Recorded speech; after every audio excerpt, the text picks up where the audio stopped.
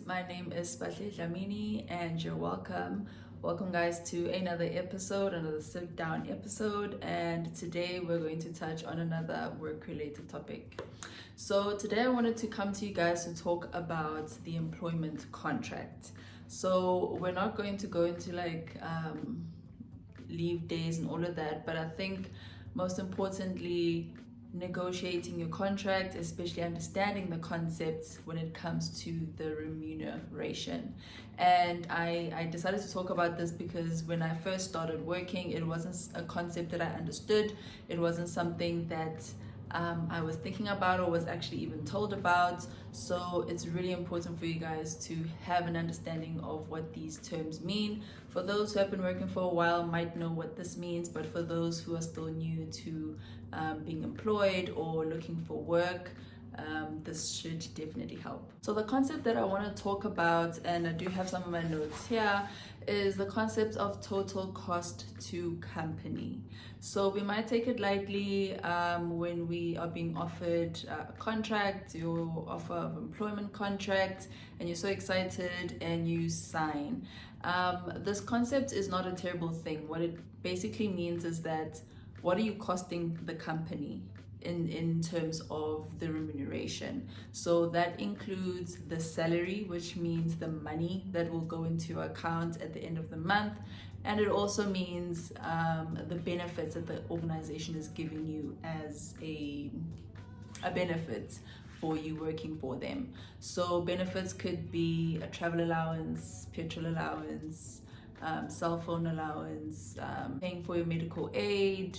There's various types of benefits that an organization can offer an employee, and what that means is, or the total cost to company means, is in addition to the money that you'll take home at the end of the month, how much do all of these benefits that we are offering you cost? And that is also what we're going to take out of your basic salary. Well, this concept is actually, it's not a bad thing because it allows for visibility both from an employee perspective to know what the company is offering you, so that when you actually want to change jobs, you have something to work off of and to make proper calculations. It's also a good approach for employers as well, because now they have an understanding of what you are costing them as a company. So it's clearly spelled out that when we're offering you X amount for this employment, this is how much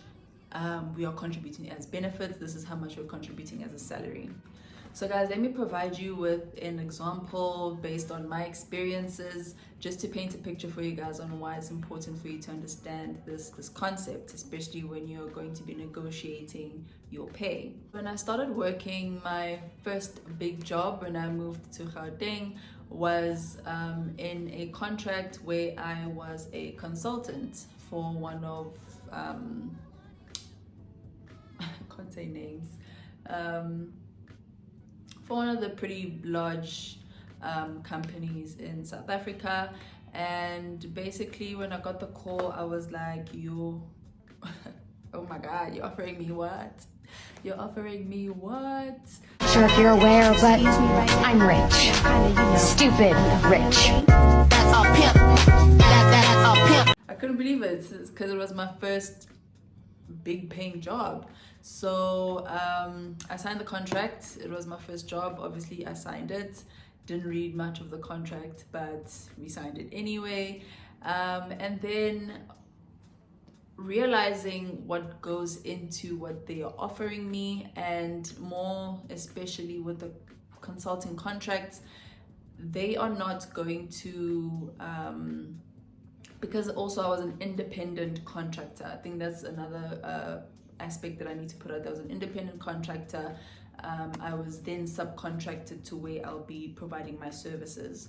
So when they made an offer to me, the only thing that will be deducted from that amount is tax as well as UIF. The rest, they are not doing anything. So in terms of medical aid, there's no medical aid contribution, there's no pension fund saving, there is no life cover, what type of benefits that are being deducted. So obviously I'm going to lose my mind and say, I'm rich. But that is not the case at all. So it meant that I needed to be responsible and start saving money towards something like a retirement annuity or a pension fund or some savings that I need to put away.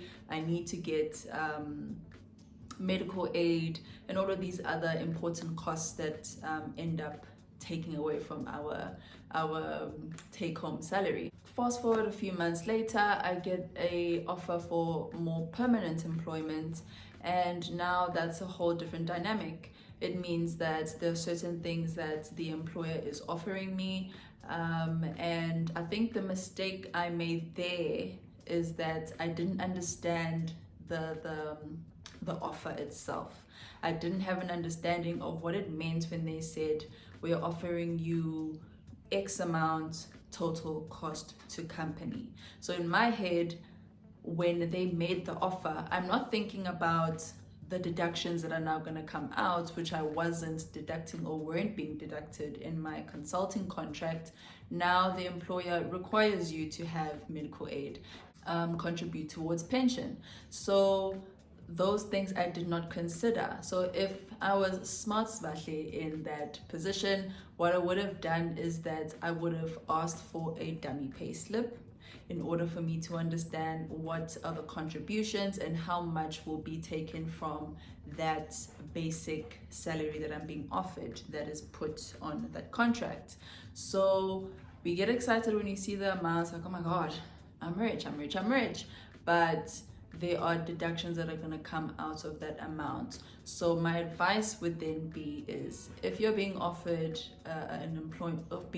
employment, please do ask for a dummy payslip. What the dummy payslip will do is it will help you understand what contributions are you making as an employee and what contributions is your employer making as a benefit to you as their employee, so that you're able to also calculate that once all of these deductions have been taken out, what am I left with? So that if you feel like you are still basically in the same position, because we change jobs and the expectation is that you're going to have more income, but you find that because you didn't interrogate your payslip or interrogate how much these benefits that they're offering you, because on the call it's like, oh, we're going to give you self an allowance, we're going to give you travel allowance, we're going to give you a petrol card, we're going to give you this, we're going to pay for your medical aid, we're going to pay for your gap cover, all of those things. But how much is it taking out of the money that I'm going to end up with or my take home at the end of the month? So asking for a dummy payslip will definitely help you get an understanding, and you'll be able to basically interrogate your payslip and also have a more informed conversation with the HR personnel that you are connected with for that particular job. So guys, it's important to understand this concept. It's important for you to understand what goes into the total package that you are being offered, so that you don't play yourself and negotiate low because you're so excited to hear that you're having all these benefits, but at the end of the day, all of those benefits are coming out of that basic amount that is presented to you. So if you have that clarity, you'll be able to have the conversations and negotiate how your actual take home can be improved, or it's not reduced by the benefits that you are being offered. Hey guys, one last thing.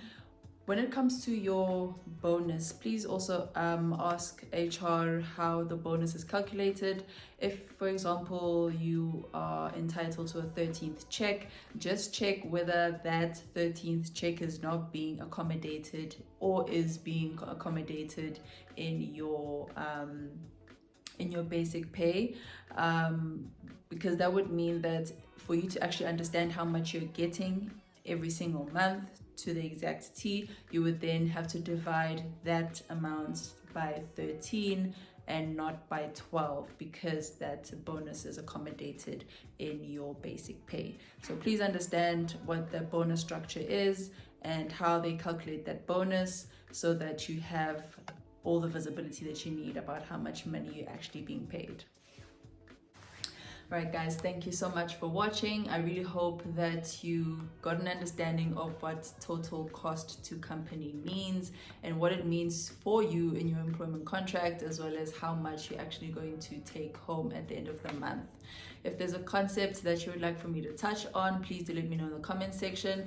Also let me know for those who have had experience, initial experience with signing contracts, how was your experience, and did you actually even understand what you're signing? Thank you so much guys. Don't forget to like, comment and subscribe, and I will see you in my next episode. Bye.